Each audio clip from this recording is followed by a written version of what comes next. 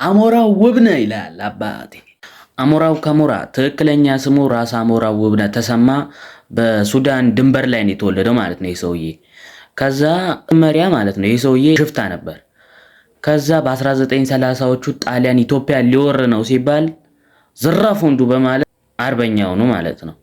አርበኛ ከሆኑ በኋላ ጣሊያንን ቁም ስቅል ሲያሳዩት አሞራው የሚለውን ስም አገኙ ማለት ነው።